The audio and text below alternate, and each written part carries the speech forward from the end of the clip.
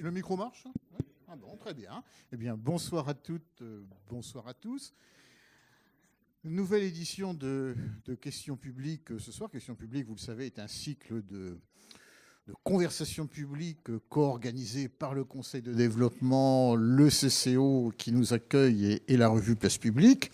Et ce soir, nous avons comme invité Alain Croix qui est un historien bien connu dans beaucoup de cercles, d'abord dans les cercles académiques, car c'est un universitaire de haut vol, et puis également à Nantes et plus généralement peu partout en Bretagne, car Alain Croix n'est pas seulement un universitaire de haut vol, comme je disais à l'instant, mais c'est aussi quelqu'un qui a l'habitude et la passion du travail collectif, avec la rigueur scientifique, la rigueur historique qui s'impose, mais en associant autour de lui des tas de gens. Rappelons qu'il a été l'un des cofondateurs de l'association Nantes Histoire, il a ça une vingtaine d'années maintenant, une association qui organise régulièrement des cours publics, mais aussi des promenades en ville, et puis des colloques, et qui publie également des choses. Et puis, Alain Croix est devenu une sorte de spécialiste des dictionnaires. Il y a quelques années, c'était en 2000, il y a un dictionnaire du patrimoine breton qui était sorti. Un dictionnaire qui a été plusieurs fois réédité depuis, je n'ose pas dire en collection de poche, car ça reste un volume très fort, mais la dernière édition est plus compacte que la première. Il y a eu également des dictionnaires des lycées, dictionnaires des lycées des Pays de la Loire, dictionnaires des lycées de Bretagne. Il y a eu un dictionnaire historique de Rennes. Est-ce que j'en oublie, Alain ? Un dictionnaire d'histoire, oui, pardon. Oui, un dictionnaire d'histoire de Bretagne. Et puis là maintenant, ce dictionnaire de Nantes. Alors, notre conversation de ce soir va avoir un côté un peu particulier parce que je trouve que je connais Alain depuis très longtemps. On a même publié un livre tous les deux il y a bien longtemps, il y a prescription, sur Nantes. Alain est membre du comité de rédaction et collaborateur tout à fait assidu et éminent de Place Publique. Et je trouve que moi aussi, j'ai participé à la confection de ce dictionnaire, donc je n'ai sans doute pas tout le recul qui s'impose pour te questionner. Évidemment, on va se tutoyer, on va pas faire semblant de ne pas se connaître, mais je vais quand même lui poser les questions qui vous permettront de comprendre ce qu'est ce dictionnaire pour ceux qui d'aventure ne l'auraient pas encore lu. Et puis ensuite, vous pourrez, comme d'habitude, poser toutes les questions de votre choix. Alors, on va commencer peut-être par décrire l'objet. Vous voyez, je l'ai sur la table qui est devant moi. Ça, vous ne le savez pas, mais je peux vous le dire, ça fait 4,2 kg. Et à part ça, qu'est-ce qu'on peut dire physiquement de ce dictionnaire ? Alors physiquement, c'est la manière la plus simple, mais peut-être la moins intéressante de préciser les choses. Bon, il y a un peu plus de 1100 pages, il y a un peu plus de 1100 illustrations, et il y a surtout, ça c'est déjà plus important, je crois, nous l'avons fait en étant 198, c'est-à-dire 161 auteurs. Et puis je n'oublie pas, parce qu'il n'y a pas que les textes, celles et ceux qui ont contribué à la bibliographie, et puis quantité de tâches autour. Voilà, donc c'est... Même si, bien sûr, on aurait pu être 250 ou 300, c'est quand même un peu une génération, mais là encore, on est différents en âge, mais une génération de Nantais, surtout de Nantais, mais pas seulement, qui ont produit ce dictionnaire. D'où vient l'idée de ce dictionnaire ? Ah, l'idée, elle est un peu ancienne. Je crois qu'honnêtement, au fond, il y a deux... Je dis honnêtement, je ne leur dirai pas, mais je suis là pour dire ce que je pense, puis après, on en discute. Il me semble qu'il y a deux idées qui se croisent. Une passion nantaise, je vis à Nantes depuis quand même plus de 50 ans, ce qui ne me rajeunit pas, et puis aussi un souci qui est déjà très ancien, d'essayer de partager le savoir qu'on peut avoir, et en le juxtaposant, en l'additionnant, en le croisant parfois avec le savoir d'autres. Voilà, c'est aussi simple que ça, c'est réellement ça, et puis après très vite, le partage d'abord avec Didier Divarche, là, qui est dans la salle. Puis, ce petit groupe de 2 s'étoffe. Nous avons été 8 à piloter le projet. Voilà, c'est comme ça aussi qu'une idée s'affine, se nourrit, on discute, on se critique, on échange. Voilà. Et la genèse du projet s'étale sur un temps important ? Alors, toute première idée où il y a une douzaine d'années, sur un concept un peu étroit peut-être, celui du seul patrimoine. Bon, puis voilà, ça n'aboutit pas tout de suite, on réfléchit avec Didier. Et puis ça revient vraiment sur le tapis il y a 3 ans et demi. Et c'est là vraiment qu'on se lance dans l'aventure et que très très vite, alors, l'équipe se constitue un peu comme je l'évoquais. Donc la vraie genèse, c'est 3 ans et demi, même s'il y a eu avant une maturation lente, on va dire, très lente. Alors, il existe déjà de nombreux ouvrages consacrés à Nantes. Le dernier invité que nous avions dans Questions publiques était d'ailleurs Olivier Grenouillot, pour un livre qui n'avait rien à voir avec Nantes, mais il est notamment l'auteur, le directeur d'une histoire de Nantes, la meilleure à ma connaissance, parue à ce jour. Pourquoi ajouter une pierre à l'édifice et pourquoi avoir retenu la formule du dictionnaire ? Alors, la pierre à l'édifice, je ferai une réponse égoïste, mais qui est elle aussi sincère.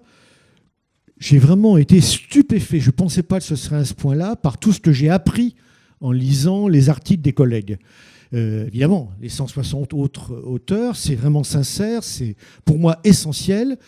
C'est tout simplement que réunir, même si c'est bien sûr, on pourrait faire en 200 volumes, sous forme contractée, cette masse de savoir sur Nantes, c'est vraiment faciliter l'accès et apprendre beaucoup de choses, parce qu'il y a aussi, et ils sont nombreux, des articles des sujets qui n'avaient jamais été abordés. C'est aussi surprenant que ça peut paraître. Donc, même s'il y a des centaines de par exemple, par exemple, ces articles autour de notions. Finalement, il y a en quelques pages une histoire de la citoyenneté à Nantes. Il y a une histoire de la solidarité à Nantes, dans des exemples concrets. Et puis on pourrait citer aussi des exemples érudits. Je prends souvent cet exemple parce que c'est moi qui l'ai signé, ça évite de dire du mal d'un autre. Je ne me considère pas comme un spécialiste de l'haltérophilie, mais pour des raisons dont on sera peut-être amené à parler. 4,2 kg, je le rappelle. Voilà. Mais cela, on en a discuté, bien sûr. Ça justifiait, ça peut surprendre un article sur l'haltérophilie, alors que d'autres sports, certains sont abordés, mais pas tous. Ben voilà, comme on ne connaissait pas de spécialistes, c'est moi qui l'ai fait. Bon, voilà. Donc, il peut y avoir aussi des articles érudits qui peuvent surprendre et qui sont nouveaux. Je ne crois pas qu'il y avait une histoire de l'haltérophilie à Nantes, même si, bien sûr, là, c'est un article court. Donc, il y a ça. Et puis, du coup, j'ai un peu perdu le fil de la question initiale. La question était pourquoi la formule du dictionnaire ? Alors, le dictionnaire. Alors ça, c'est vraiment quelque chose auquel je crois beaucoup, et pas tout seul, heureusement. Ce qui a nourri notre réflexion, je dis notre parce que voilà, elle est vraiment collective, c'est en cours de ces travaux que tu as évoqués sur les dictionnaires, une réflexion d'Antoine Pro. Antoine Pro, qui est un historien à la fois de l'éducation. Aujourd'hui, on en parle beaucoup puisqu'il préside le comité de la commémoration de la Première Guerre mondiale. Et nous avions demandé à l'époque à Antoine Pro de préfacer le dictionnaire des Pays de la Loire. Il a vraiment une réaction... Des lycées des Pays de la Loire. Des lycées des Pays de la Loire, voilà. Oui, merci. Une réaction très juste en disant, mais un dictionnaire, c'est une manière qui correspond bien à notre époque d'entrer dans la connaissance. Qu'on le regrette ou pas, chacun peut avoir une opinion, c'est vrai que moins de gens, sans doute, que dans ma génération, enfin, du temps où j'étais jeune, ont envie de se plonger dans un livre qu'on prend patiemment à la première page, avec des chapitres de 30 ou 40 pages, etc. Là, on entre comme on veut, pour le temps qu'on veut. Ça peut être le temps de lire un petit article d'une demi-page. On peut même entrer, et ce n'est pas un même de regret, par l'iconographie, puis après être tenté d'aller plus loin. C'est vraiment une forme d'accès à la connaissance qui est différente et qui, à mon avis, peut rendre cette connaissance accessible à un plus large public. En tout cas, c'est le pari qu'on a fait, sans exclure, bien entendu, un public, je dirais, de plus habitué à des lectures de fond. Enfin, en tout cas, j'espère que ça n'exclut pas. Alors, dans ce dictionnaire, il y a combien ? 712 articles. 712 articles, 712 entrées. Pourquoi 712 et pas 867 ou 340 ? Quels sont les choix qui ont présidé à cette manière de découper le réel ? Je pourrais répondre parce qu'on avait décidé d'entrer qu'il y en aurait 712, c'est bien sûr ridicule. Non, il y a eu au départ une liste qui devait comporter, je crois, entre 5 et 600 sujets. Alors, liste établie comment? À partir d'une lecture ou, plus souvent, relecture du plus grand nombre possible de travaux sur Nantes et puis aussi de travaux beaucoup plus larges. Puisque je vous l'ai dit, certains sujets n'avaient jamais été abordés sur Nantes. Bon, cette liste, elle est passée à la moulinette de la critique, d'abord au sein du groupe des 8, et puis ensuite, elle a été remise à chacun des auteurs pressentis. Certains n'ont fait aucune remarque, d'autres nous ont proposé plein d'idées nouvelles. Chacune a ensuite été discutée. On en a retenu beaucoup, écarté d'autres en disant pourquoi l'intéresser. Et puis on est arrivé, alors bien sûr par pur hasard, à 712, mais l'élaboration du dictionnaire elle-même est bien entendu un travail collectif. Et si parmi vous, il y en a certainement, certains ont pratiqué ce genre, c'est vraiment une phase décisive dans un dictionnaire que l'élaboration de la liste des entrées. Ça ne conditionne pas tout. Après, il y a le contenu, bien sûr, mais ça conditionne vraiment énormément de choses. Donc c'est vraiment important de souligner le caractère collectif de cette élaboration. Alors, il y a quand même bien eu quelques grands principes, quelques grandes règles. Je vais prendre un exemple. Récemment, un ami philosophe, enseignant à l'université de Nantes, lecteur de ce dictionnaire, m'envoie un mail pour dire « Oh, c'est vraiment bien, le dictionnaire est sur la table du salon, toute la famille le feuillette et on apprend des tas de choses. » Mais il me dit « Quand même, j'ai un regret, et je t'ai fait suivre sa question, pourquoi n'y a-t-il pas d'article Abélard ?» Donc, à partir du cas d'Abélard, est-ce que tu peux nous expliquer pourquoi on retient ou pourquoi on ne retient pas un sujet, un personnage en l'occurrence ? Je réponds à la question précise, mais en prenant un détour. Alors, le parti qui a été choisi, c'est d'essayer d'éviter l'émiettement de l'information. Donc, ce n'est pas, par exemple, un dictionnaire biographique avec 5 lignes ou 15 lignes pour chaque personnage. Pour ça, il y a un autre outil, ça s'appelle un index, et il y a un index de 9000 entrées. Donc, on cherche un personnage, peu font l'objet d'un article, mais on le trouve, et on les trouve en somme mis en contexte dans un propos plus large. Alors maintenant, Abélard, on peut prendre Abélard, mais il y en a d'autres. Bon, bien entendu, 712 et pas 713, tout choix, et ce n'est pas une prudence de ma part, tout choix se discute, pourquoi pas l'article de plus. Alors, dans le cas d'Abélard, c'est simple, parce qu'on en a parlé. Alors du coup, je peux répondre. Abélard, non, il n'y a pas d'article consacré à Abélard, parce que du double point de vue qui était nantais d'une part, c'est un dictionnaire de Nantes, et du point de vue également qui était de dire nous ne voulons pas émietter l'information, faire des révérences à tel ou tel personnage, on a estimé qu'Abélard n'avait pas sa place en tant que sujet d'un article. Si c'était un dictionnaire de la culture médiévale, tout en n'étant pas spécialiste, bien évidemment, Abélard aurait sa place. Un dictionnaire de la philosophie, je suppose, mais là je suis vraiment incompétent, qu'Abélard aurait sa place. Dans celui-ci, nous avons pensé que non. Donc c'est un choix, mais on a pu oublier depuis effectivement. C'est vrai que je me fais des reproches. Je crois bien que la carotte de Chantenay, dont on parle beaucoup en ce moment, bon, je plaisante bien sûr un peu, mais oui, un jour avec le temps, puis des réactions vont venir. Mais en tout cas, j'espère, oui, ça viendra aujourd'hui. Pour le moment, on ne nous a encore pointé aucune absence dont nous puissions dire immédiatement. Ah oui, ça c'est vraiment un oubli évident. Alors, tu viens de dire que c'était un dictionnaire de Nantes et simplement de Nantes.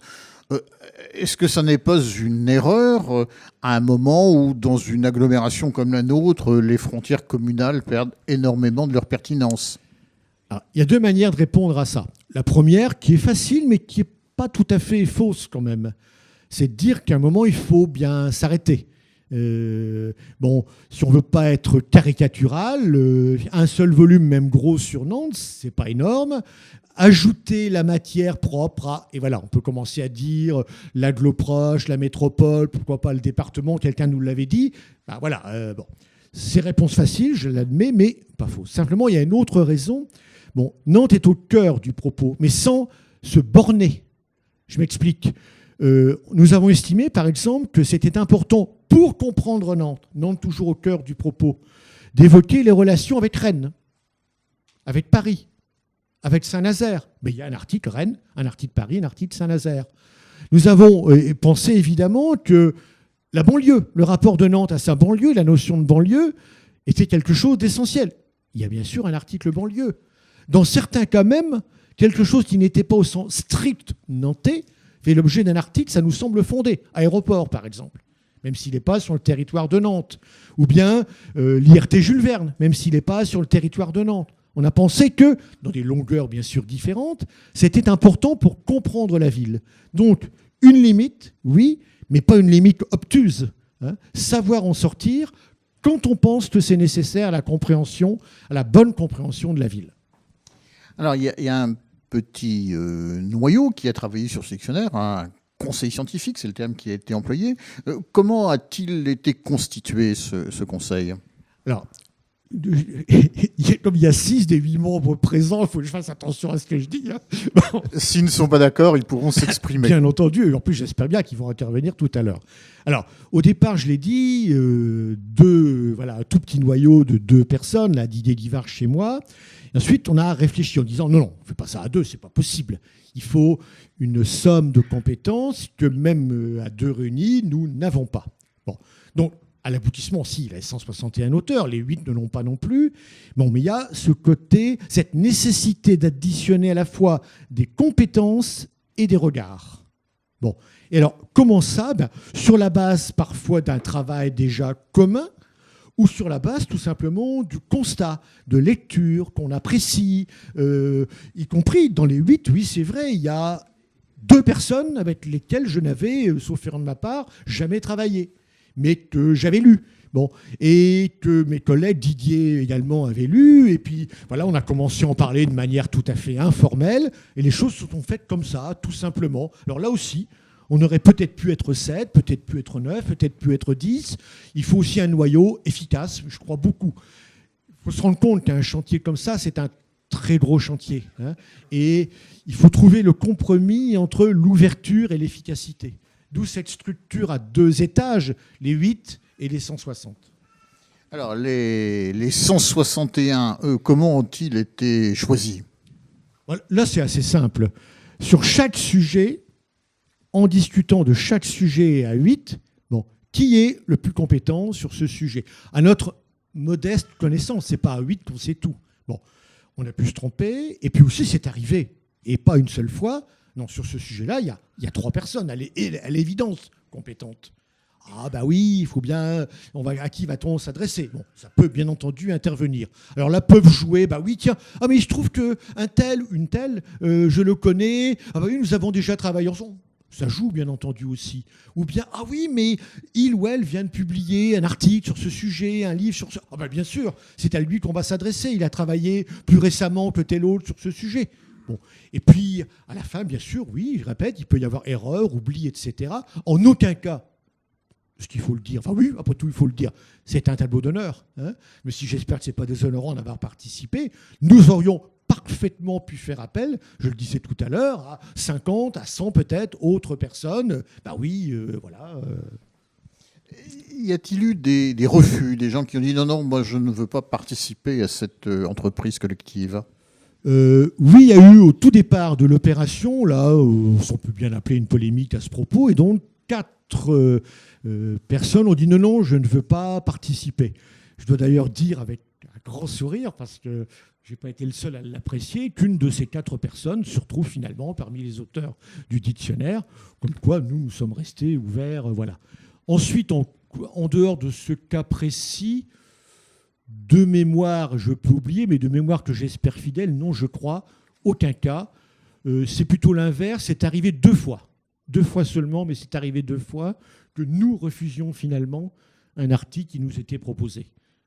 Tout simplement parce que nous avons collectivement pensé que ce n'était pas publiable pour des raisons de contenu, pas d'orientation, je précise. Les articles sont signés, mais des raisons de qualité, et puis que l'auteur n'en convenait pas. Bon, bah, voilà, dans ce cas-là, d'ailleurs, dans un des 2 cas au moins, ça s'est parfaitement bien passé et l'auteur a signé par ailleurs d'autres articles sans le moindre problème des deux côtés. Et dans un cas, ça s'est moins bien passé. Les deux personnes ont survécu. Hein. Comment fait-on pour faire travailler comme ça 161 personnes? Donc tu as expliqué qu'il y avait une première liste de sujets qui avait été amendée, enrichie, tamisée, et qu'à la longue on était arrivé à tomber à peu près d'accord sur un certain nombre de sujets. Mais ensuite, une fois comment passe-t-on la commande à un auteur? Qu'est-ce qu'on lui demande? Est-ce qu'on précise le sujet? Est-ce qu'on précise la longueur? Ou est-ce qu'on lui laisse carte blanche? Alors, là-dessus, il faudrait deux versions. Moi, je peux donner que la mienne. Mais peut-être que tout à l'heure, des auteurs, justement, donneront la leur. Bon. Ma réponse à moi... Je vois un auteur au premier rang qui fait des gestes. Il y en a un certain nombre dans la salle. Bon. Ma réponse à moi, elle tient en un mot. Il pourrait faire ça aussi. C'est le respect et le respect des deux parties. Je m'explique. Commençons par le plus simple, le respect du projet lui-même.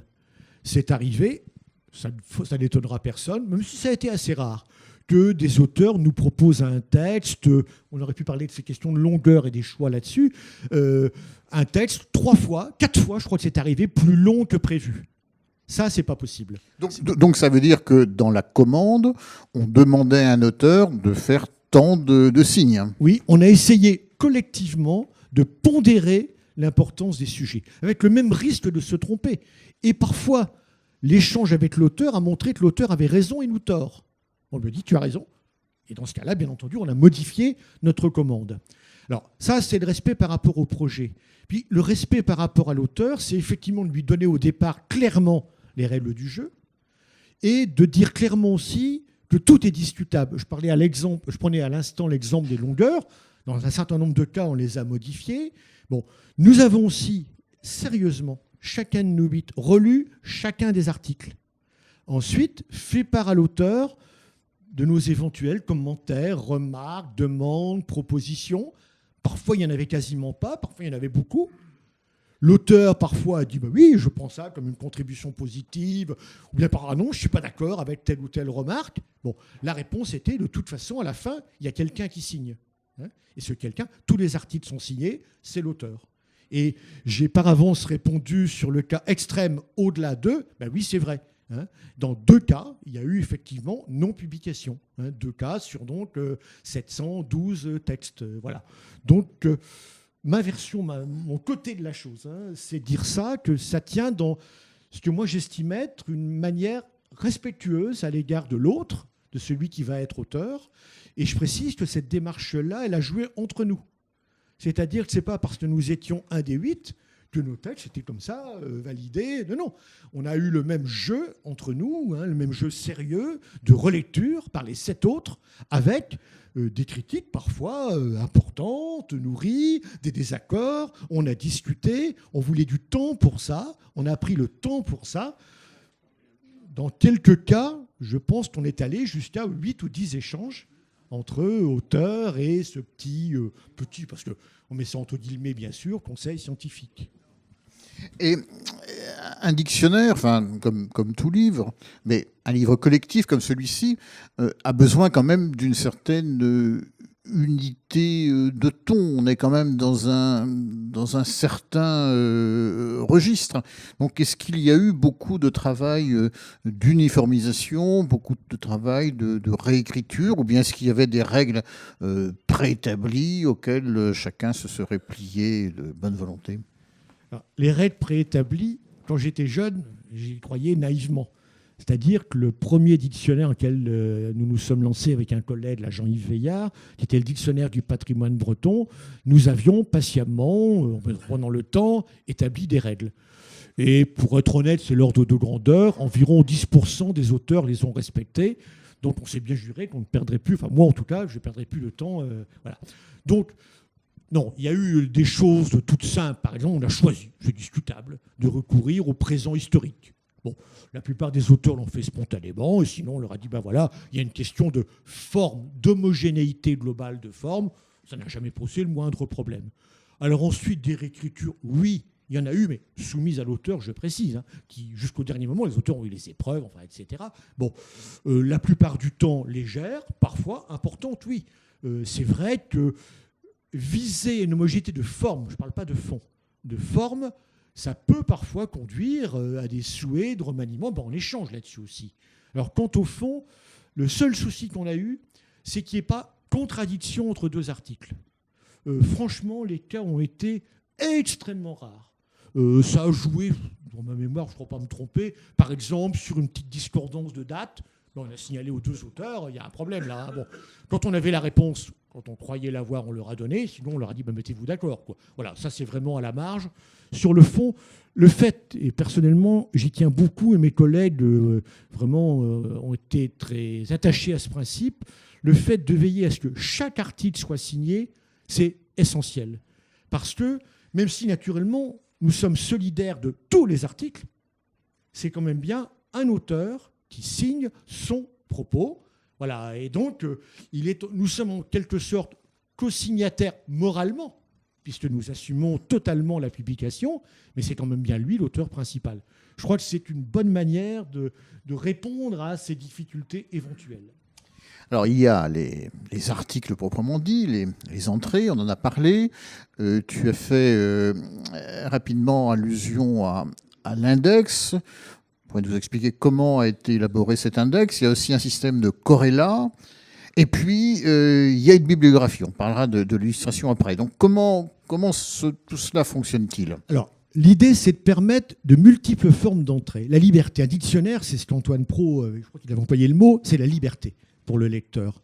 Alors, les trois outils. Bon, je commence par les corrélats. C'est pas nous qui avons inventé cette notion, c'est Didier Guivarch qui s'est chargé de l'appliquer, c'est-à-dire donc que pour chaque article, sauf les quelques cas où ça n'était pas possible, l'idée d'inviter le lecteur à la fin à, s'il le souhaite évidemment, une invitation, à se reporter à tel ou tel autre article sur un sujet proche. Bon, vous savez tous ce qu'est un corrélat, je n'ai pas besoin d'insister, sinon ce n'est pas une tâche facile. Bon, corrélat donc. Bibliographie, ben oui. À la fin de chaque article, sauf lorsqu'il n'y a vraiment pas de bibliographie, il y a donc un renvoi à un certain nombre de références bibliographiques. Mais comme tout, la bibliographie est signée. Elle a été signée par François Massé, qui a fait tout ce travail de bibliographie, parfois à partir des propositions des auteurs, le plus souvent à partir d'aucune proposition. Et parfois d'ailleurs, on devant faire le tri. C'est vrai que nos collègues archéologues, par exemple, ont le péché mignon de proposer une trentaine de références bibliographiques pour chaque article. Bon, voilà, on a eu un petit échange pour dire que 30, c'était peut-être beaucoup. Voilà. Et puis donc l'index... Attendons-nous un instant sur cette bibliographie. Quelle est son importance? Quel est son champ? Bon. Ça fait combien de pages? Il y a combien de titres? Alors, il y a environ 1700 références. C'est-à-dire que, ça, on peut le dire sans se tromper, c'est la plus importante en quantité. Bibliographie, jamais publiée sur Nantes. Il faut relativiser, puisque vous le savez tous, ce genre d'outil est périmé avec le temps. Voilà, c'est la bibliographie arrêtée en 2012. Et puis, à chacun, après, de la faire évoluer dans les registres qui l'intéressent. Alors, l'index. Alors l'index, ça, c'est surtout moi qui ai travaillé là-dessus, même si, heureusement, il y a eu des soutiens importants. Et là, ceux qui sont dans la salle le savent et je leur en suis vraiment reconnaissant. Je pense que c'est un outil essentiel. J'ai parlé de 9000 entrées. Alors bien sûr, oui, tous les noms de lieux, en les localisant. C'est un outil, au passage, l'index, formidable pour repérer les petites erreurs. Ah non, là, il y a une faute d'orthographe, là, sur tel nom, tous les noms de personnes. Ça, c'est relativement facile. Sauf que ce n'est pas un index automatique. Vous savez, les fameuses histoires, la capitale de la France, bah oui, ça indexe, la machine n'indexe pas à Paris. Hein. Bon.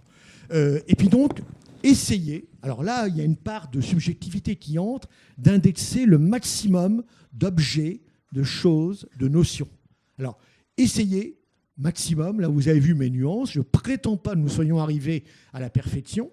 La liste, elle a été soumise aux membres du conseil scientifique. Mais c'est bien difficile d'avoir un avis parce qu'il faut vraiment se colter à la masse pour... voilà. Vraiment, l'idée, c'est de retrouver le maximum d'informations par ce biais. Je pourrais aussi citer, puis j'arrêterai là, tous les titres d'œuvres sont indexés, tous les noms de bateaux cités dans les textes sont indexés. Je crois que c'est vraiment un outil qui complète bien les corrélats, la bibliographie et bien sûr la liste des 712 entrées. Parlons de l'illustration, qui est une part importante de ce dictionnaire. Combien d'images y a-t-il ? Alors, il y en a 1146. Officiellement, il y en a 1120, le même nombre que de pages. Si on voulait le même nombre, voilà, en pratique, il y en a 1146. Et alors, quel genre d'illustration trouve-t-on ? Alors, l'idée a été d'entrer, là on en a vraiment bien discuté, nous excluons l'illustration pour l'illustration. Donc, ce n'est pas parce qu'il y a un article 50 otages qu'on va publier une photo d'aujourd'hui du cours des 50 otages. Ça, c'est très facile, les Nantais peuvent se promener, voilà. Donc, on a essayé, après c'est au lecteur si on a réussi, de trouver des illustrations qui fassent sens. On a sûrement une marge d'erreur, une marge à taux d'échec. Je suis très réaliste là-dessus. Alors, illustration qui fasse sens, qu'elle soit puisée dans des documents anciens. On a beaucoup travaillé aux archives, par exemple, mais pas seulement, dans les musées. Je dirais aussi comment, je crois que c'est important sur la manière de faire. Et puis aussi, fait appel à un photographe qui a réalisé au total plusieurs milliers de photographies sur commande, en lui disant voilà ce qu'on voudrait, parmi lesquels on a choisi le photographe qui s'appelle Patrick Jean, c'était d'ailleurs un photographe de la ville de Nantes, qui a fait un travail qu'on estime remarquable et qui surtout, c'était notre optique de départ qui profitera à la collectivité, puisque ces milliers de photographies sont aujourd'hui entrées dans les fonds des archives municipales, sont consultables. Et quand je voulais parler de la méthode, ça m'invite à le faire, c'est-à-dire qu'on a invité toutes les institutions nantaises qui le voulaient bien à travailler sur l'iconographie du dictionnaire. Toutes les institutions nantaises, c'est-à-dire ? Elles sont culturelles, bien entendu, dont toutes celles qui relèvent de la ville de Nantes, les archives, bibliothèques, musées. On s'est adressé aux archives départementales, on s'est adressé au centre d'histoire du travail, à qui cela fait le rôle d'être qualifié d'institution nantaise, mais qu'il le veuille ou non, c'est ce qu'il est devenu. Bon. Et donc, en disant bien naturellement d'entrée que ce travail serait mentionné. L'iconographie est co-signée par toutes celles et ceux qui ont travaillé. Et il y a eu vraiment un travail fantastique. Alors, ce que je vais dire est injuste parce que, vous savez bien, quand on prend quelques exemples, les autres, ah bah oui, lorsque les autres, c'est moins important. Non, mais je vais quand même citer 2 cas. Parce que ça illustre un peu le travail. Et je ne donne pas par contre de préférence, mais c'est 2 cas différents. L'exemple des archives municipales. Bon, je crois être un de ceux qui les connaît bien. J'avoue que j'ai encore été surpris, Véronique Guiton en particulier, la conservatrice, mais beaucoup de membres de son équipe, ils avaient la liste des entrées du dictionnaire. Puis il y a eu des échanges. Mais vous voulez dire quoi par tel sujet ? Anneau. L'article anneau. Mais c'est quoi anneau ? Bon voilà. Donc parfois on a dû expliquer ce qu'il allait avoir ou ce qu'il y avait déjà. Parfois, quand le texte était là, on leur a donné. Bon, on fait un travail fantastique de recherche. On a dû en éliminer tellement il y en avait. Choix qui a été collectif lui aussi. Je me rappelle de ces séances-là. Il y a eu une semaine passionnante où on a vu passer des milliers d'images. Oh, celle-là, elle est formidable. Bon, voilà. Bon. Donc, archives municipales, grâce à la richesse extraordinaire des fonds, je pense que, oui, je suis sûr, aucun Nantais n'est conscient de la richesse des archives de la ville, sur le plan iconographique. Bon. Et puis, deuxième exemple, le CHT. Alors, le CHT, on pourrait dire, bah oui, c'est que le monde du travail. Alors, non. Le CHT, certes, a beaucoup d'archives photographiques sur le monde du travail, mais sur quantité de choses, dans la mesure où il a petit à petit fait rentrer des collections de photographes qui pouvaient être, par exemple, des militants ouvriers, mais qui n'ont pas photographié que le travail, qui ont photographié plein de choses. Et il y a eu au sein du CHT, là je vais le dire, quand j'ai cité Véronique Guiton, le travail de Xavier Nerrière, qui notamment, alors, a cherché, mais qui en plus a pré-légendé, c'est-à-dire qu'il a fourni tous les éléments précis de datation. Alors, parfois, on a complété. Je ne sais pas si s'en est rendu compte, je pense que oui, parce que comme je te l'ai dit, Xavier, il a dû éplucher ça, mais qui vraiment a fourni tout ce qu'il nous fallait pour dire oui, cette photo est vraiment essentielle par sa date, par son auteur, enfin voilà. Voilà 2 exemples. On pourrait citer chaque institution qui a sa manière à contribuer. Voilà, oui, je préfère arrêter parce qu'il faudrait les citer toutes. Il y a vraiment eu là-dessus un travail. Bon, je crois qu'on a eu beaucoup de retours sur l'iconographie, y compris de spécialistes, en disant vraiment, elle est riche, elle est étonnante, elle est très largement inédite. C'est grâce à toutes celles et ceux qui se sont mis à travailler comme ça. Je crois qu'il y a eu, oui, les faits le prouvent, donc c'est pas, je crois, en fait, oui, il y a eu une adhésion à ce projet. Je crois qu'on a peut-être réussi à en faire comprendre l'intérêt et le but altruiste. On n'a pas fait ça pour nous. On a fait ça, j'ai employé le mot partage tout à l'heure, et je crois que cette idée-là, j'ai cité 2 personnes, je crois que ces 2 personnes partagent ces valeurs, justement, je répète le mot, de partage, de communication avec les autres, de mise en commun, et je crois qu'on s'est retrouvés là-dedans, et ça, c'est extrêmement agréable de travailler comme ça. Je voudrais qu'on revienne un peu en arrière sur la conception du dictionnaire. Est-ce qu'on peut dire que c'est un dictionnaire d'histoire? Est-ce que c'est un dictionnaire du patrimoine? Est-ce que c'est encore autre chose? Non, monsieur, ce n'est pas un dictionnaire d'histoire, ce n'est pas un dictionnaire de patrimoine, ce n'est pas... Voilà. Qu'est-ce que c'est? Voilà. L'idée, c'est d'essayer. Essayer, hein, je ne dis pas qu'on a réussi. De donner aux Nantais d'aujourd'hui tout ce qu'il lui faut pour comprendre sa ville, ce qui peut être de la connaissance, mais ce qui peut être des éléments de réflexion, et pour se sentir, non pas plus, soit entre nous, personnellement. Là, on n'en a pas parlé, je ne peux pas parler pour mes collègues. Non pas plus nantais, mais mieux nantais. Je prends un exemple concret. Il existe malheureusement encore, des gens qui considèrent qu'il y a les vrais nantais, qui sont naturellement nantais depuis la nuit des temps, et puis en somme, j'imagine, dans leur... Je ne les connais pas, alors voilà, dans leur esprit, les faux, quoi. Ceux qui sont arrivés à Nantes il y a 5 ans ou 30 ans, qu'ils viennent d'ailleurs de Paris ou qu'ils viennent du Mali. Bon, en concevant un article consacré aux étrangers, et puis une série d'articles plus précis sur origine d'étrangers particulièrement importante à Nantes, peut-être. Par exemple, on a un article espagnol, un article irlandais. Ou un article algérien. Voilà. On amène peut-être, on peut vivre d'espoir, j'espère qu'il n'est pas infondé, des Nantais qui n'ont jamais, ou des lecteurs qui n'ont jamais suffisamment peut-être réfléchi à ça, à se dire, mais oui, finalement, l'expression, elle a été trouvée dans le cadre de l'association Nantes-Histoire, là, par quelqu'un que je cite toujours, parce que c'est lui l'auteur, là, Louis Lebaille, les Nantais venus d'ailleurs. Bon, c'est ça, voilà, peut-être qu'on a amené des gens à réfléchir, qu'il y avait différentes manières d'être nantais, que ça ne se jouait pas à l'ancienneté. On rappelle quelque part qu'il y a eu un moment où il n'y avait aucun nantais. On est tous fils d'immigrés, je le rappelle, que ce soit immigrés de Saint-Luc, ou immigrés de Paris, ou immigrés du Mali, ou immigrés de plus loin encore. Il y a un autre fil conducteur, me semble-t-il, dans ce livre, c'est la volonté de privilégier le présent. Oui, quand je disais aider chaque Nantais d'aujourd'hui, voilà, prenons un exemple concret. Les gouverneurs de Nantes, ça renvoie donc à l'avant-révolution, à l'Ancien Régime, comme on dit. Un seul gouverneur de Nantes a droit à son article, parce qu'il a vraiment, estimons-nous, vraiment une influence grande dans l'histoire de Nantes, encore visible aujourd'hui sur le plan du patrimoine matériel. Mercœur, le duc de Mercœur, il a droit à son article. C'est le seul. Bon, en revanche, nous avons estimé juste que chaque maire de Nantes, depuis la Libération, ait droit à un article particulier. Et d'autres maires d'avant, mais pas tous. Selon on estime qu'ils ont joué un rôle vraiment important. Et puis il y a, ça c'est une méthode qu'on retrouve tout le temps dans le dictionnaire, des monographies, mais aussi un article de synthèse. Un article qui s'intitule « Maire » et qui essaie d'apporter une vue d'ensemble sur ce qu'ont été les maires de Nantes, sur ce qui les caractérise, sur leur action, de dégager des figures éminentes. Donc, le lecteur peut choisir de démarrer de la synthèse, puis s'il le souhaite, de l'illustrer après par les corrélats, ou bien choisir, tiens, je m'intéresse à tel maire, je pars de ce maire, qu'il bénéficie d'un article ou de quelques lignes, et je l'ai repéré par l'index, et puis d'aboutir finalement à la synthèse consacrée au maire.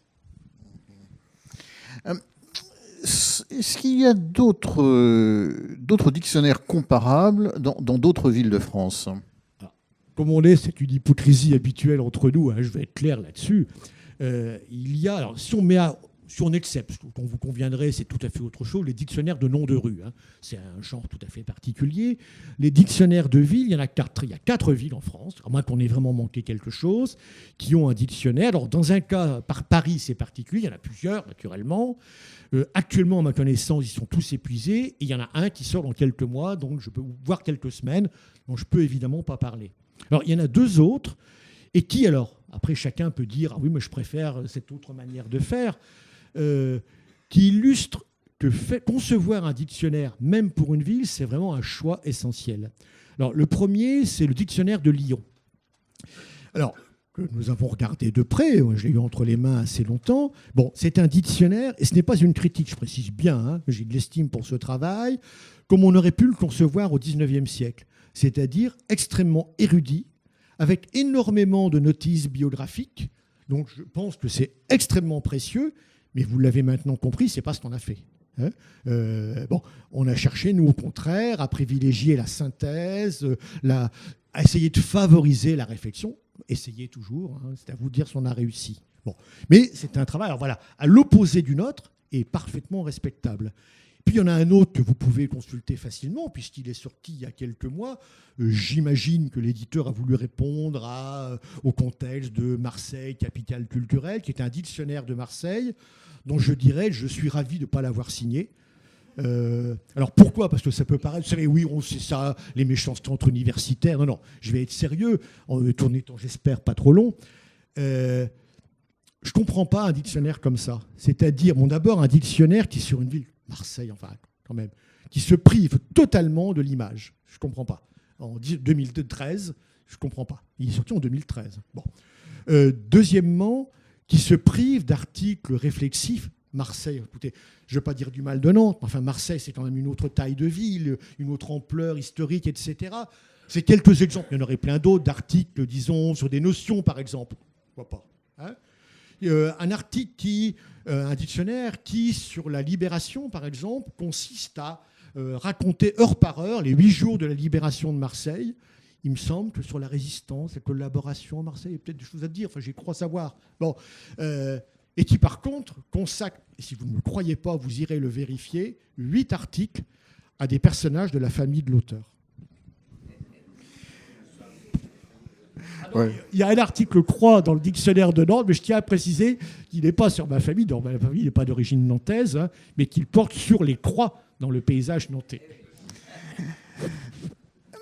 Ce dictionnaire a bénéficié du soutien financier de la ville de Nantes. De quelle nature était ce soutien et est-ce que ça a influencé le contenu ? Alors, on va être clair, ce soutien, il a été décisif. Hein. Il s'est fait de 2 manières. D'une part, par une subvention à une association dont la fonction a été de faire le dictionnaire et dont la contrepartie était la remise pour édition d'un livre prêt à l'édition. Hein, c'est-à-dire les droits de reproduction payés, les articles, les auteurs, les directeurs, les 8 là n'ont pas été rémunérés, mais les auteurs le sont à des degrés symboliques, on peut d'ailleurs en parler. Bon. Donc ça c'est essentiel. Pourquoi ? Aucun éditeur aujourd'hui ne pourrait se lancer dans un projet comme ça en disant bon, on verra bien si je le vends, etc. Et surtout, ça relève de notre conception du partage, de rendre accessible la connaissance. Notre idée était que ce livre soit vendu non pas à son prix normal, 85, 90 euros, on peut hésiter sur 5 euros. Hein. Ceux qui connaissent le livre et qui ont vu le dictionnaire savent que je donne la réalité, mais qu'il soit vendu à un prix accessible. Il est vendu à 45 euros. La différence, c'est clair. C'est la subvention de la ville de Nantes qui a permis ça. Hein. Et elle s'est faite, cette subvention, j'aurais dû le dire avant de montrer l'usage, hein, sous une autre forme.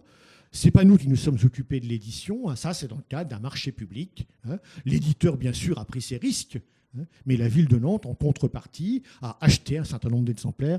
J'ai oublié, c'est 500, je crois, exemplaires que la ville de Nantes a achetés, hein, mais dont l'élu responsable m'a dit que ce ne serait pas galvaudé et que, pour pouvoir le citer, même tous les élus ne l'auront pas. Seulement ceux qui seront réellement intéressés.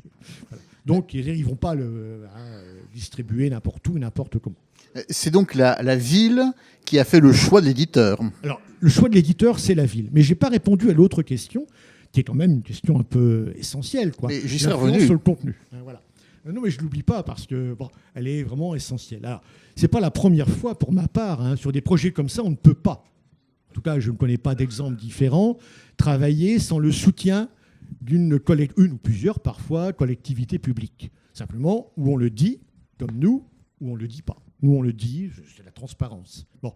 Et il y a toujours cette condition mise au départ, dans la convention passée, de l'indépendance absolue. Alors après, il y a des collectivités qui la respectent. Bon, à la lettre, elles sont bien obligées, hein, mais qui, disons, exercent, j'en citerai pas, alors ça vous serez déçus, hein, on va dire d'aimables pressions pour dire qu'il serait bien que je suis prudent dans ce que je dis, je ne vais pas vous l'identifier, le patron, on va dire la collectivité, et lu quelques articles, etc.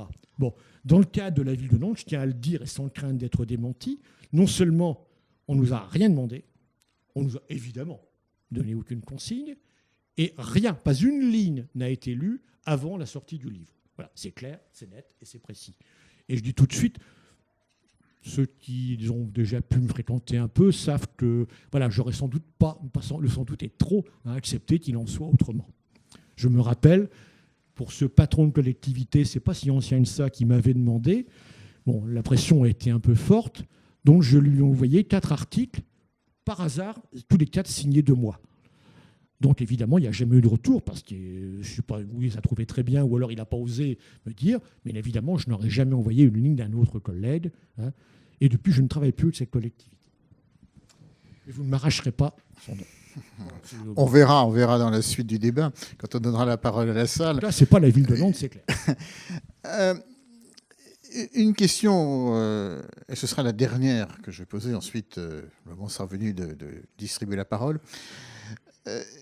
Est-ce bien raisonnable, aujourd'hui, de faire encore des livres comme ça? Est-ce que cette somme de savoir, ces contenus, ces images, on n'aurait pas eu directement intérêt à les mettre sur Internet? Alors, 2 réponses à ça. La réponse facile mais vraie, c'est que la Convention prévoit que nous remettions, après la parution du livre, donc ça va se faire dans les semaines qui viennent, l'ensemble des textes et des illustrations à la ville pour une mise en ligne qui interviendra dans X temps. Ça, on ne l'assurera pas, hein, mais on donne à la ville tous les outils pour le faire. Est-ce qu'on a une idée de ce que la ville en fera ? La ville a parlé à l'époque, quand on a discuté de ça, d'une mise en ligne. Elle l'envisageait, à l'époque toujours, dans un délai d'environ 2 ans après la publication. Bon, parce qu'une mise en ligne n'a d'intérêt que si elle est actualisée. Alors, là, on commence à aller sur le fond. Bon, alors, je constate que jamais autant, et pas moi seulement, de dictionnaires n'ont été publiés en version papier en France. Ou bien on a affaire à des auteurs et à des éditeurs, et donc derrière à des libraires complètement stupides, où ça répond bien à un besoin, à une attente du public. On pourrait analyser, réfléchir. En tout cas, je peux au moins donner ce constat. Et puis surtout, bon, une version papier, voilà, 2013. Dans 10 ans, elle sera toujours 2013. Une version en ligne, je suis parfaitement d'accord évidemment, n'a de sens que si elle est actualisée. Ce qui veut dire non pas un travail technique, ça je veux bien au départ la mise en ligne, mais bien un travail intellectuel derrière. Alors, une personne, ah oui, mais alors attends, c'est plus un travail collectif, une équipe. Ah, ben alors, quelle équipe ? Ah bon, dans 10 ans, voilà. Bon, oui, c'est tout à fait faisable, à condition d'avoir réfléchi. Et je me dis, dans ma petite tête, que s'il paraît autant aujourd'hui encore, plus que jamais, de dictionnaires dans la version papier, c'est parce que entre l'idée évidente pour tout le monde, on va mettre ça en ligne, et la réalisation, on va dire réfléchie de la chose, avec la mise à jour que ça implique, ben cette idée de mise en ligne, du coup, refroidit beaucoup d'enthousiasme. Hein. Techniquement, bien entendu, c'est facile et possible. Intellectuellement, c'est beaucoup plus difficile parce que beaucoup plus lourd, hein, et ça implique des moyens qui peuvent être des moyens intellectuels, humains, parfois financiers, si les personnes en question ne le font pas bénévolement, qui sont lourds et... Eh bien, écoutez, on va maintenant vous donner la parole. Tout ce que vous avez toujours voulu savoir sur le dictionnaire de Nantes sans oser le demander. Il y a un micro qui va circuler si Brigitte se réveille. Merci. Bien. Qui souhaite intervenir ? Jean-Pierre Payon.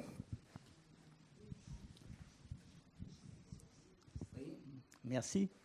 Bon, j'ai eu la chance de pouvoir parcourir ce dictionnaire, même un peu attentivement. Et c'est vrai que c'est une œuvre collective dirigée de main de maître par Alain Croix, mais on le connaît. Et puis avec une iconographie de qualité, c'est vraiment très intéressant. Donc une somme de savoir avec des spécialistes qui connaissent bien leur sujet et avec de nombreux renvois particulièrement intéressants. Alors je ferai toutefois 2 réserves concernant la question patrimoniale. Alors certes, André Perron, qui est derrière moi, il fait allusion en parlant de la protection du patrimoine, mais le rôle de Nantes Renaissance, association Nantes Renaissance, pendant plus de 20 ans, n'est pas mise en valeur, puisqu'on parle des choses actuelles, etc., enfin même si c'est actuel passé. Or, la qualité des réhabilitations, le suivi des travaux, les missions de veille des adhérents bénévoles a participé à l'embellissement de la ville avec l'amélioration des transports et des espaces publics. De la même façon, deuxième élément, le patrimoine industriel et portuaire qui a fait l'objet de nombreux débats à partir des années 90 a bénéficié des engagements, parfois des luttes des diverses associations, dont le collectif des associations du patrimoine industriel et portuaire nantais. Certes, ce rôle est évoqué par exemple Jean-Louis Kerouanton au sujet de la grue grise, ou par Yves Roche-Congar, ou par Guidet qui mentionne Nantes-la-Bleue, merci. Mais une rubrique plus globale sur le dialogue ou non-dialogue citoyen, notamment sur l'aménagement de l'île de Nantes, aurait été quand même la bienvenue. Alors, bien sûr. Je vais répondre là-dessus. Alors, c'est 2 questions de même nature, mais bien différentes, donc j'y réponds l'une après l'autre. Alors, partons de l'évidence. Il n'y a pas d'article consacré à Nantes Renaissance. Avec immodestie, sans doute, je pourrais comparer avec un autre exemple. Il n'y a pas d'article consacré à Nantes Histoire, dont je crois pouvoir dire qu'elle a joué aussi un certain rôle dans l'histoire à Nantes depuis maintenant 26 ans. Bon, c'est pas un hasard si je fais ce parallèle. Bon, c'est vrai qu'on peut tous, donc je pourrais le dire, moi y compris, puisque j'ai joué avec d'autres un rôle dans Nantes Histoire, dire oui, mais je ne me retrouve pas, moi, c'est pas ça le but. Le but est d'essayer. Alors, toujours, c'est essayer, le mot, finalement, je me rends compte qu'il revient souvent dans ma bouche, d'essayer de proposer une synthèse sur une question, en faisant apparaître, Nantes Renaissance bien sûr est cité, et Nantes Histoire est cité aussi une fois, dans l'article Histoire, bon, en faisant apparaître différents acteurs. Alors, tout après vient de la formule que tu as, je connais bien, que tu as utilisée, tu as dit, je te cite, n'est pas mise en valeur. Tout dépend de ce qu'on appelle mise en valeur. On peut toujours trouver que le degré de mise en valeur n'est pas suffisant. En tant que membre et ancien président de Nantes Histoire, je pourrais me dire tu n'as pas mis en valeur Nantes Histoire, et je comprends très bien que tu puisses dire voilà, Nantes-la-Bleue que tu as cité aussi, je vais venir au patrimoine industriel dans un instant, n'est pas suffisamment mise en valeur. Là, on est bien dans le registre de l'appréciation, et il est tout à fait légitime, normal donc, et inévitable qu'il puisse y avoir, sur cet exemple-là, ou sur Nantes Histoire, ou sur d'autres, des divergences d'appréciation. Mais que j'ai pris Nantes Histoire montre, je l'espère, qu'il n'y a pas d'intention maligne, parce que sinon on se serait suicidé. Alors maintenant, sur le patrimoine industriel. Là, je ne suis pas tout à fait d'accord avec l'analyse que tu fais. Pourquoi ? Alors, c'est vrai qu'il n'y a pas d'article patrimoine industriel. Donc ça peut expliquer ta question. Alors qu'il y a, même s'il n'est pas très long, un article patrimoine scientifique, pour une raison toute simple. C'est que nous n'avons pas pensé possible, ou opportun, comme on veut, qu'il y ait plusieurs articles différents sur une matière qui ne nous semblait pas suffisante pour le justifier. Je parle du patrimoine scientifique. D'où simplement un article de synthèse. Pour le patrimoine industriel, alors c'est là que je suis en divergence avec toi, compte tenu de ce que nous estimons être son importance. Alors après, tu vas dire, alors ça ne se voit pas. Bon, moi, je pense que ça se voit. Nous avons pensé juste de le valoriser par une série d'articles qui l'abordent. Tu as cité l'exemple grue, donc ce qui prouve, heureusement, on n'est pas au stade de l'interrogation écrite, que tu n'as peut-être pas encore tout regardé. Bon, oui, Jean-Louis Kerouanton en parle, mais il y a par exemple un article grue qui a été signé par Thierry Didet, entièrement consacré aux grues. C'est pas souvent, me semble-t-il, qu'un ouvrage de synthèse ou un dictionnaire ait une entrée grue. Hein, bon, alors, j'ai pris cet exemple parce que tu l'avais relevé. Bon, c'est vrai que l'article que Yves Roche-Tongard a consacré à la construction navale, certes, évoque l'aspect social, dont on conviendra, toi le premier certainement, que c'est un aspect essentiel, mais aussi des aspects techniques. Alors, on peut toujours dire, pas assez, bien sûr. Hein. Je rappelle notre choix, 1100 pages, Thierry l'a dit, malheureusement, il a commencé comme ça, 4,2 kg, c'est lourd. Bon, il faut bien... Alors, certes, on pourrait dire... Mais il valait mieux une demi-page sur le patrimoine de la construction navale, industrielle, que sur l'haltérophilie. On peut en discuter, mais bon, puis j'arrête de parler de l'haltérophilie. Hein. Bon, voilà. Donc, on est bien dans l'appréciation ici. Mais c'est vraiment quelque chose que nous avons voulu penser et que nous pensons avoir valorisé. Je n'ai pris que 2 exemples, il y en a bien d'autres que tu as cités d'ailleurs, et il y en a d'autres encore. Hein. C'est vraiment quelque chose d'essentiel. Et puisque Thierry l'a rappelé, je ne me sens pas immodeste en le rappelant, le premier dictionnaire que j'ai mené était un dictionnaire du patrimoine, et pas du patrimoine au sens seulement matériel du mot d'ailleurs. Je veux pas, voilà, même si l'industrie en fait partie, mais aussi au sens, je prends le jargon d'aujourd'hui, immatériel. Je pense que c'est une question, ça ne prouve pas que je ne peux pas faire d'erreur, et puis en plus, que nous ne pourrons pas faire d'erreur, mais une question à laquelle, disons, je réfléchis depuis maintenant une vingtaine d'années. Alors, j'insiste beaucoup, ça n'évite pas les éventuelles erreurs, mais au moins, ça évite les légèretés. Hein, voilà. Et donc, sur le fond, nous sommes d'accord, l'importance du patrimoine industriel. Notre petit désaccord, tu trouves que ce n'est pas assez. Moi, je trouve que vraiment, on a mis l'accent dessus. Bon. Une autre intervention. Bonsoir. Le dictionnaire de Nantes est titré « Les 1001 manières d'être nantais ». Est-ce que vous pouvez nous en donner quelques illustrations, 1 ou 2 illustrations de ce qu'est être nantais? Alors, je ne sais pas où vous avez pris ce titre, parce qu'il n'est pas titré « Les 1001 manières ». Ah oui, mais pas le... voilà. Le livre lui-même, hein, le débat est peut-être titré comme ça là, mais le livre lui-même, c'est Dictionnaire de Nantes tout court. Je pense qu'on a choisi la sobriété. Alors, ceci étant, je vais répondre à votre question. Hein. Les 1001 manières d'être nantais, je crois que votre question comporte la réponse, et ce n'est pas une pirouette de ma part. Il n'existe pas en effet une manière d'être nantais. Hein. Je crois vraiment, 1001, c'est bien ce que ça veut dire, et donc je trouve que le titre est bon, rassurez-vous, je rassure Gabriel. Bon, chacun a sa manière d'être nantais.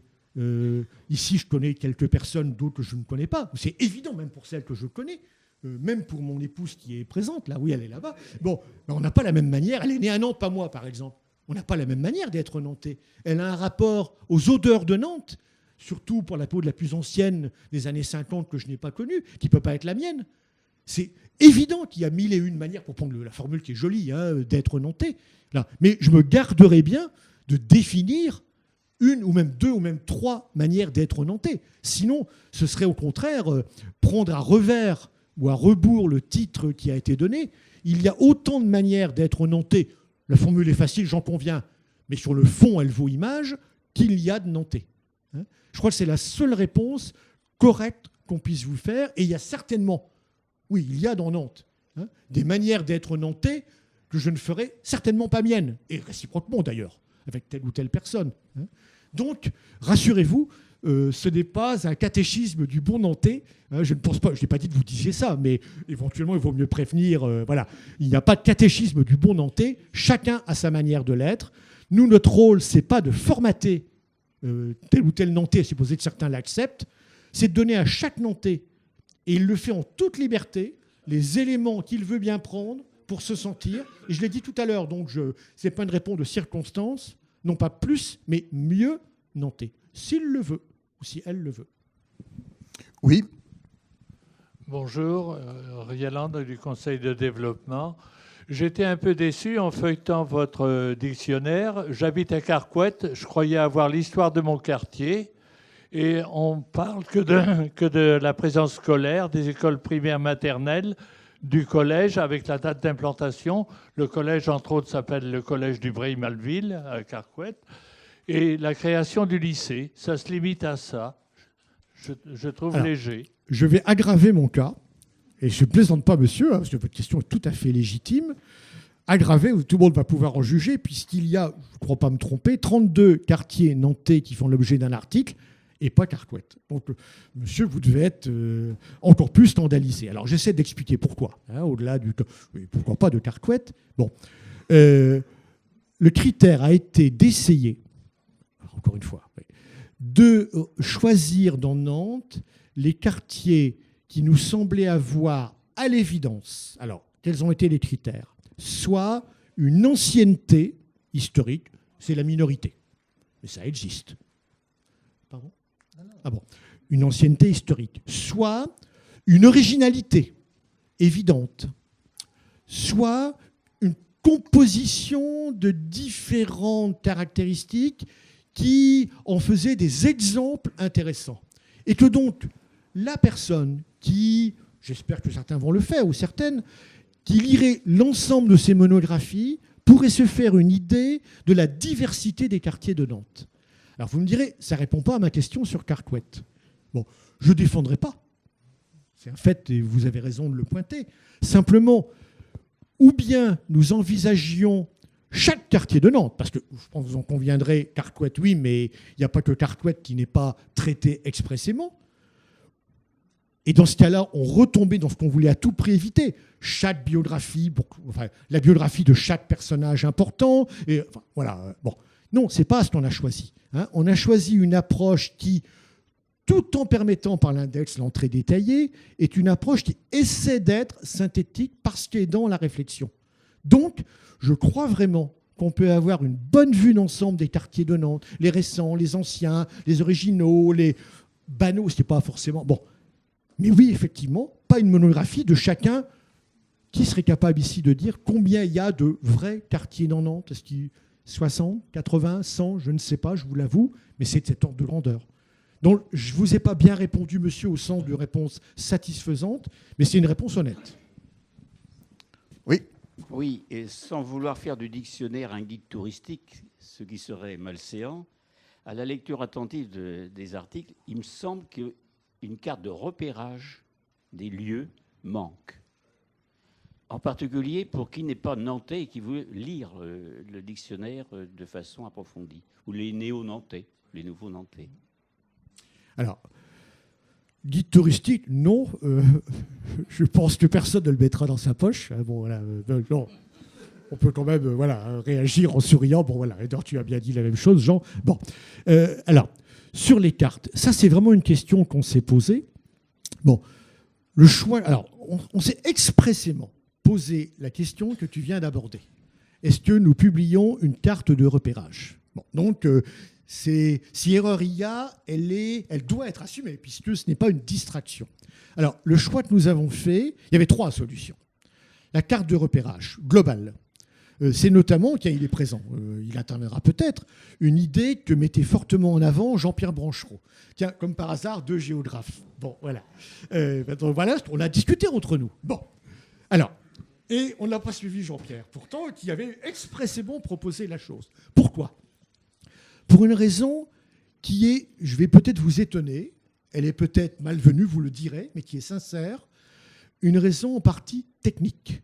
Soit nous avions un nombre de lieux extrêmement réduit, et je vais dire après comment ils apparaissent. Soit nous envisagions, c'était l'idée de Jean-Pierre, une carte réellement complète, ça n'existe pas, mais réellement satisfaisante et complète, et franchement, à l'échelle où nous pouvions la publier, elle devenait illisible. Alors, peut-être est-ce une insuffisante qualité cartographique. Ce n'est pas moi qui les ai faites. Moi, je pense que les cartes sont excellentes. Donc, on a choisi 2 autres formules. Une qui répond partiellement à cette légitime aspiration de publier à chaque fois qu'un thème s'y prêtait, le souhaitait, une carte. Et il y a donc une 12aine de cartes dans le dictionnaire. On peut dire c'est pas assez. Oui, on peut dire ça. On peut dire bah oui, mais voilà. Bon. Donc, c'est le choix qui a été fait. Et puis, alors, ça ne répond pas bien à ta demande, mais c'est une autre manière d'envisager la chose. On a choisi, et c'est un choix qui est venu tard d'ailleurs, on a évolué jusqu'au dernier moment, de publier en page de garde, au début et à la fin, donc d'une part un plan ancien de Nantes, qui est excellent, à mon avis, c'est je crois le plus beau du XVIIIe siècle, et d'autre part une photo aérienne très contemporaine, en permettant au lecteur, par un biais technique, je n'entre pas dans le détail, de repérer sur la photographie aérienne la toute petite taille de ce plan historique montrant l'extension de la ville. Alors là, on ne localise pas tel ou tel quartier. Ça permet quand même à le public visé étant quand même essentiellement nantais, à chacun de dire « Ah oui, là je repère où je suis, et donc je repère les autres lieux ». Ce n'est pas une réponse pleinement satisfaisante, c'est un choix. Comme tout choix, discutable. Je ne peux pas dire que je sois en désaccord. Voilà, on s'est posé la question, on a abouti à une conclusion différente.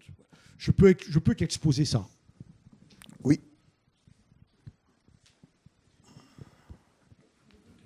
Oui, à partir des réponses que vous donnez, est-ce que l'on peut appeler ça un dictionnaire? Parce que l'approche que vous en donnez n'est pas forcément une approche grand public. Alors dans ce cas-là, c'est que j'ai vraiment pas été bon ou clair. Je pense vraiment que c'est un dictionnaire. Alors grand public, c'est pas un mot que j'utilise. Je dirais, si vous dites ces intellos, ils compliquent toujours les choses. Pour un public aussi large que possible. Voilà. Il y a une frontière quelque part. Vous savez, autrefois, on disait pas désespérer Biancourt, etc. Bon, voilà. Après, chacun fixe. Et il y aura là aussi, c'est pas une ligne, hein, c'est des franges. Bon. Je pense qu'au contraire, c'est un dictionnaire qui vise ce public large. Pourquoi ? D'abord, et dans un ou deux cas, on a eu du mal, parce qu'on a essayé de proscrire les termes de jargon. Chaque métier a du jargon. Alors, il y a un domaine où on n'a pas totalement réussi. C'est vrai, si vous le prenez tout à l'heure, l'exemple, je reconnaîtrai loyalement. Voilà. Je pense qu'à cette exception près, et ça concerne quelques articles, je pense qu'on y est parvenu. On a fait attention aussi à la forme. Et quand je dis la forme, ça associe le texte et l'image. Et je ne voudrais pas que ceux qui n'ont pas vu l'ouvrage croient que c'est des images. C'est des images, mais dont, le plus souvent en tout cas, lorsque ça le justifiait, la légende est développée. Il y a même des légendes d'une dizaine de lignes. C'est une autre manière d'entrer dans ce que je pense être un discours, terme d'intello, mais un discours pour un public large. Une image, mais nous on pense que l'image ne parle pas toute seule, sauf des cas particuliers. Et donc on essaie de lui donner du sens. Je n'ai pas 2 pages à lire, j'ai 3 lignes, où j'ai, allez, au maximum 10 lignes. Et puis éventuellement, ça me donne l'idée, j'irai dans le texte, mais dans un texte accessible. Simplement, je suis un vieux, oui, dans tous les sens du mot, militant culturel. J'ai toujours pensé que la vraie culture pour tous, c'est la culture partagée. C'est pas la culture, c'est pas ce que vous avez dit, madame. Hein, je me sers de vous, pardon. Excusez-moi, je dis bien que c'est pas ce que vous avez dit. Mais c'est pas la culture au rabais. C'est-à-dire que c'est essayer de donner à qui veut tous les outils pour entrer dans une connaissance aussi sérieuse que possible et aussi solide que possible. C'est ça qu'on a essayé de faire. Et je dirais qu'on a consacré beaucoup d'efforts à ça.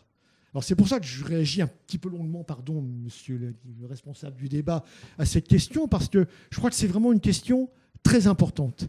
Et je ne peux pas répondre en 2 phrases, en 2 mots. C'est vraiment, vraiment une question centrale pour nous, hein, et pour le dictionnaire. Et sinon, pour achever de répondre à votre question, c'est quand même bien un dictionnaire dans la mesure où on a des entrées par ordre alphabétique, ce qui est quand même la définition première du dictionnaire. Oui. Oui.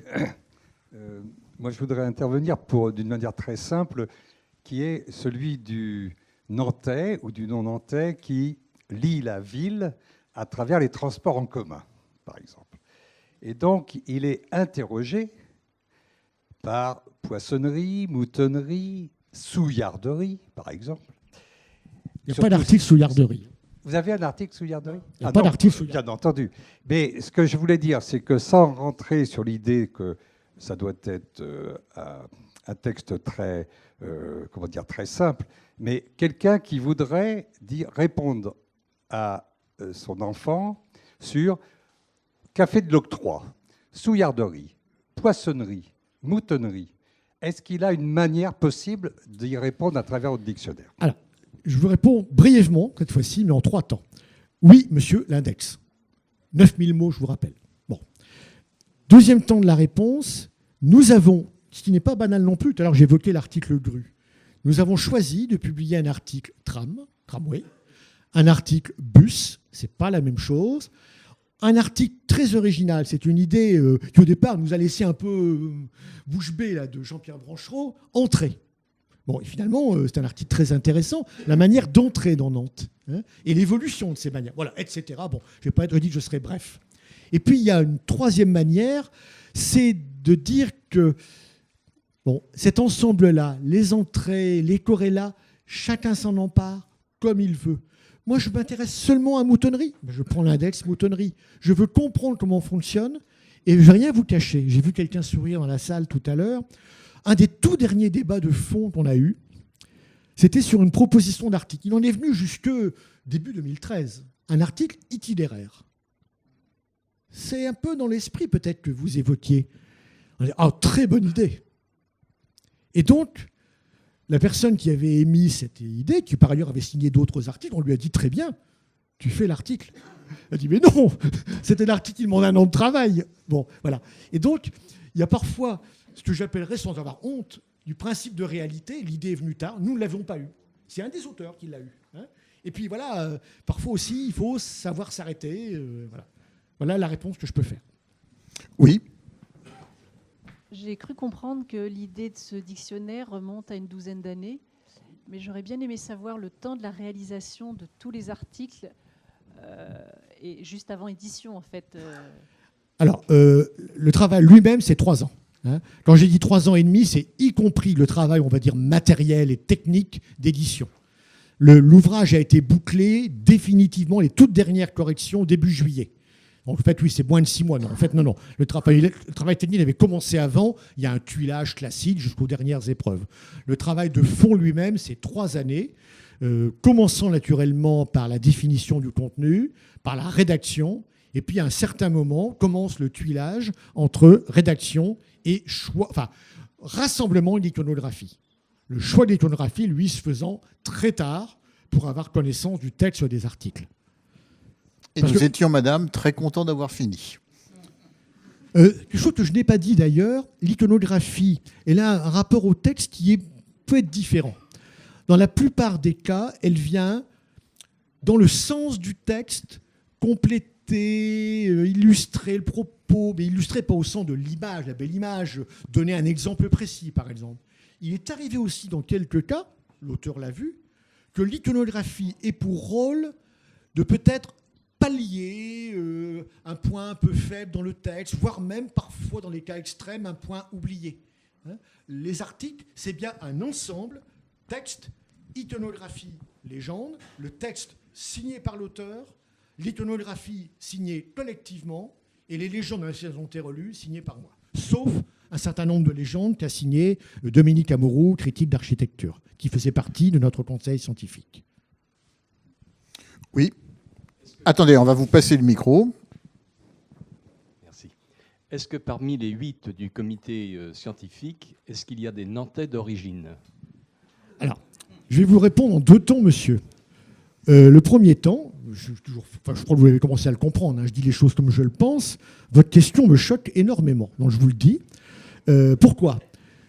La dernière fois qu'on m'a posé une question comme ça, je me rappelle très bien, et j'ai juré que plus jamais je n'y mettrais les pieds. Vous voyez, alors là, je vais dire des choses pas aimables. C'était dans une conférence qu'on m'avait demandé, que j'avais donnée à la Société archéologique de Nantes, au musée d'Aubray. Et donc, c'est une conférence sur la Bretagne, et quelqu'un m'a posé la question, « Monsieur, êtes-vous breton ?»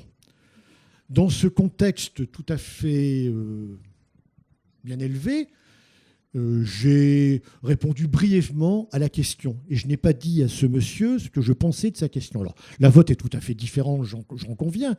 Mais le fait d'être né à Nantes, excusez-moi, j'en ai rien à faire pour vous répondre brutalement. Alors maintenant, je vais répondre à la question sur le fond. Alors, nous sommes 8. Alors, d'abord, je ne sais pas pour certains.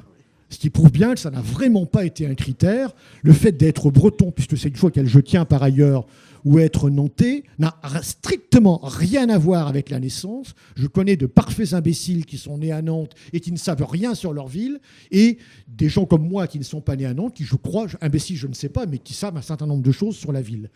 Alors, pour ceux que je connais, j'en vois, j'essaie de regarder devant moi 3 là, qui ne sont pas nés à Nantes. Avec moi, ça fait 4. Non, vous voyez, c'est un dictionnaire qui est fait par des non-nantais. Alors, les 4 autres, il y en a un, je vois aussi là-bas, je ne sais pas où il est né. Un autre là-bas, je ne sais pas non plus. Et alors, les 2 derniers, pas nés à Nantes. Et le dernier, voilà. Donc, il y en a 5 qui ne sont pas nés à Nantes. 3, je ne sais pas. Vous avez votre réponse. Les 3, je ne sais pas, ça doit être d'affreux bâtards. Hein. Voilà. Il y en a un qui est là.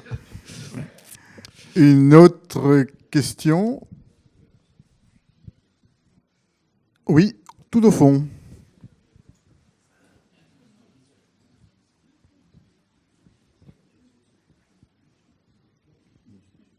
Jean-Pierre Guédon, professeur à l'Université de Nantes. Attendez, on ne vous entend pas. Jean-Pierre Guédon, professeur à l'Université de Nantes et aussi président de West Media Lab qui cherche à faire la promotion pour les médias de demain.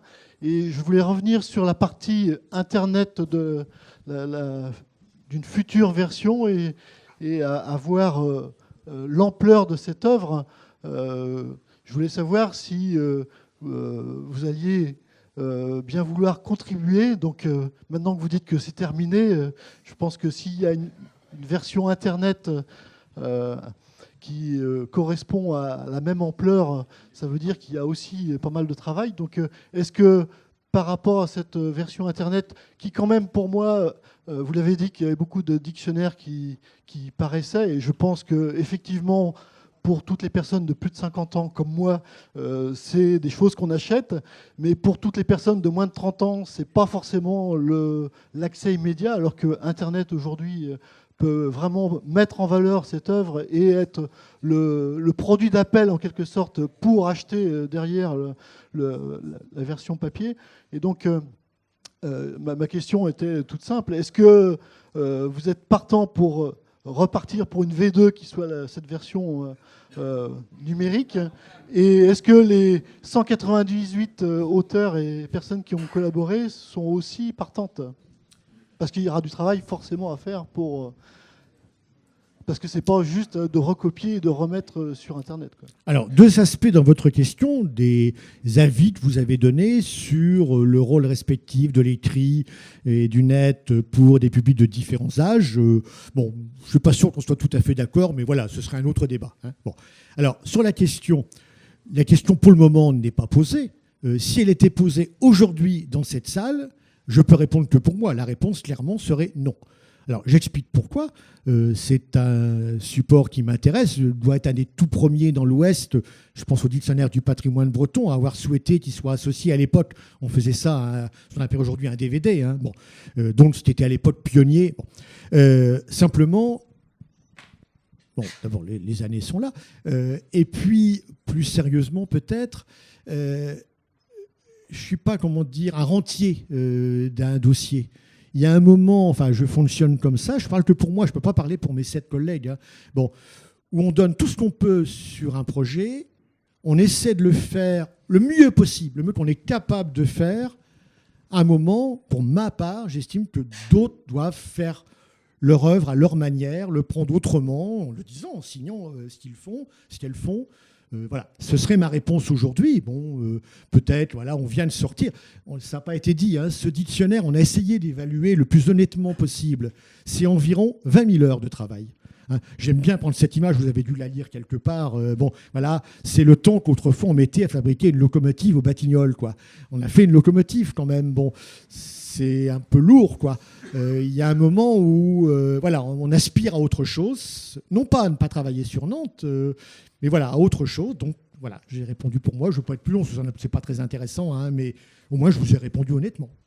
Voilà, au 13 novembre à 19h26. On verra s'il change d'avis. Une autre demande d'intervention?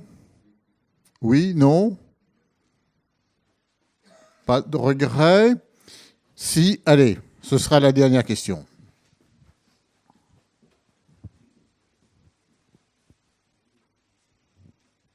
Bruno Dehaye du Conseil de développement. Je voudrais savoir quel est ce que vous envisagez au niveau de la diffusion de ce dictionnaire. Est-ce que c'est simplement pour Nantes et la région, ou bien est-ce que vous pensez que d'autres villes ou d'autres régions s'y intéresseront? Alors, nous, on n'envisage rien techniquement, mais je ne vais pas fuir la question, elle nous intéresse bien sûr. Bon, la ville, gentiment, parce qu'elle n'était absolument pas tenue, au moment où elle commençait à élaborer le marché public, nous a demandé s'il y avait des critères qui nous semblaient importants. Et oui, on en a discuté, bien sûr. Et parmi les critères, il y en avait quelques-uns que nous avons avancés, c'est que la ville demande aux éditeurs qui répondraient à l'appel d'offres qu'ils fassent état de leur capacité en matière de distribution. hein. Donc vous voyez, c'est bien qu'on s'en préoccupe. Bon, pour ce que je sais, oui je sais, hein, l'éditeur qui a été choisi, les presses universitaires de Rennes, mais c'est l'éditeur de l'université de Nantes, je le rappelle, hein, c'est dans le cadre, il s'appelle de Rennes, mais d'une fédération de 12 universités. Bon, les presses universitaires de Rennes ont une diffusion nationale et même, ne rêvons pas, et même francophones, puisqu'elles sont réellement diffusées au Québec. Bon, je pense que l'avenir commercial du dictionnaire de Nantes au Québec est assez limité, mais en revanche, oui, je sais que c'est anecdotique pour le moment, que des exemplaires se vendent à Paris. Alors je ne sais pas si c'est à des Nantais se jugeant exilés ou pas. Voilà. Ce que je pense aussi, de même que moi j'ai lu le dictionnaire de Lyon, pas intégralement, hein, et le dictionnaire de Marseille, c'est plus rapide là, intégralement, je pense que d'autres villes, d'autres équipes peuvent être tentées par des démarches comme ça, et que c'est peut-être intéressant pour elles, à leur tour, de lire Lyon, Marseille, Nantes, et puis de dire, c'est quelque chose comme ça que j'ai envie de faire, ou bien aucun des trois d'ailleurs. Moi j'ai entendu, vous savez, c'est ma génération, hein, De Gaulle dans les conférences de presse, une question a été posée au fond de la salle, là, bon voilà. Il y a une chose que je tiens à dire. En général. Voilà, la même sincérité. Il se trouve, Didier Thierry l'a gentiment rappelé au début, là, c'est pas mon premier dictionnaire. Hein. Je n'ai jamais travaillé avec une équipe de cette qualité. On a travaillé 3 ans, on était 8 hein, assidûment. On ne s'est jamais engueulé. Il n'y a jamais eu un mot plus haut. Et pourtant, il y aurait eu des motifs. Bon.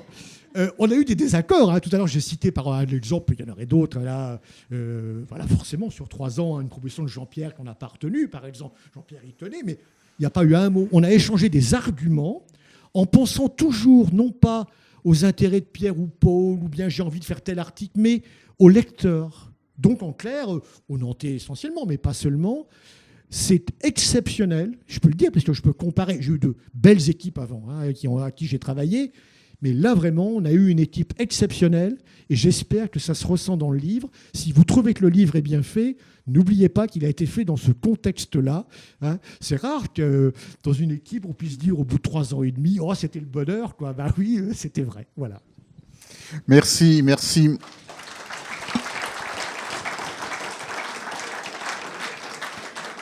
Merci Alain de cette présentation. Merci de votre attention. Nous avons un prochain rendez-vous début décembre et comme toujours, j'oublie la date. Le 9 décembre, alors sur un sujet très différent. Un groupe d'intellectuels catholiques de la région nantaise qui vient de sortir un livre collectif tout à fait original et intéressant sur les chrétiens et l'écologie. Le dictionnaire est bien sûr en vente à la sortie. Nous, on n'a pas de droit d'auteur, tout ça, donc on n'est absolument pas concerné financièrement. Et puis, la revue Place Publique, hein, quelques-uns des derniers numéros. J'ajoute que Place Publique, qui est la publication nantaise qui rend le plus largement compte aujourd'hui des publications ayant trait à Nantes, a délibérément choisi de ne pas publier de compte-rendu de ce dictionnaire, vu l'implication directe d'un trop grand nombre de l'équipe.